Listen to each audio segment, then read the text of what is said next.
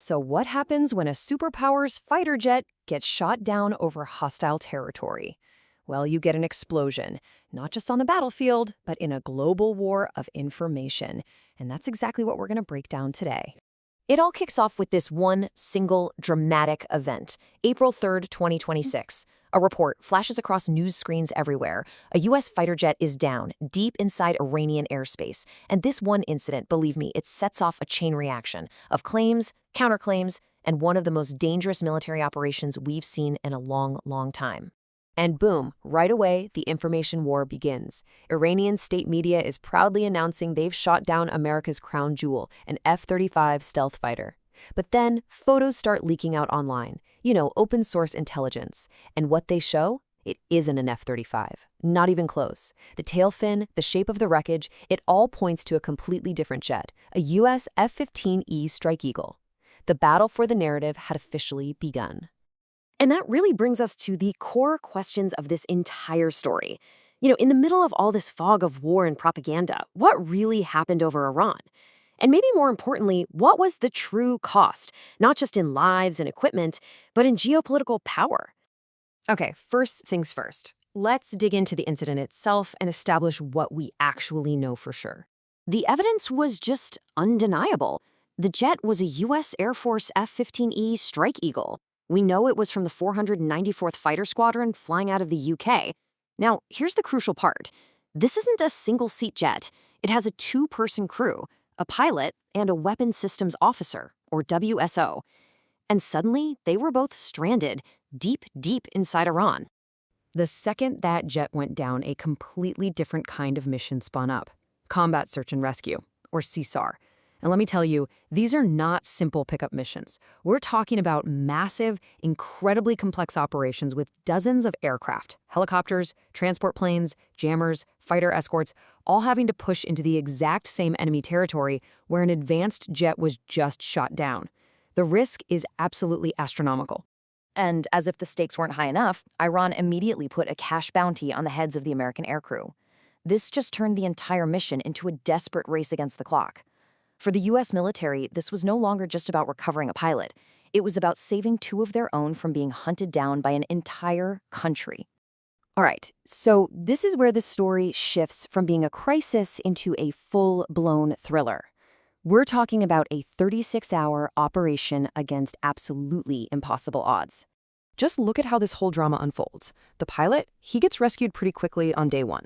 But the WSO, he's missing. For 36 agonizing hours, this guy is using every bit of his survival training to evade capture, hiding out in a mountain crevice at 7,000 feet. All the while, U.S. rescue teams are literally fighting their way in, taking heavy fire just to search for him.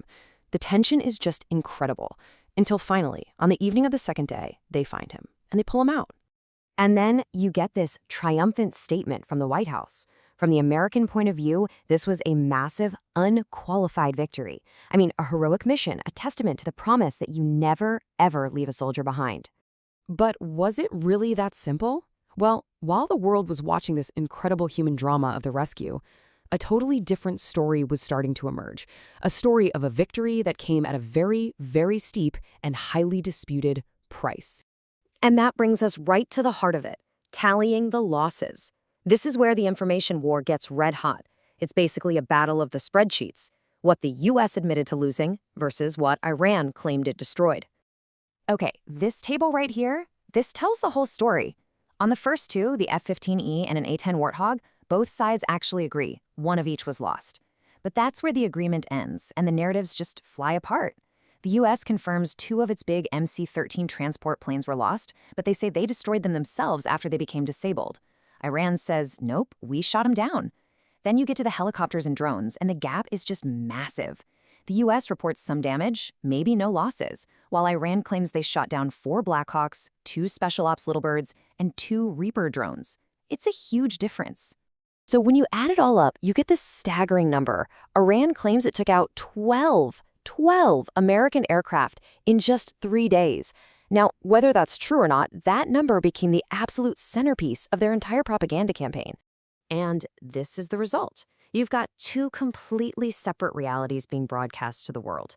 The U.S. is telling a story of a heroic rescue, proof of their skill and dominance.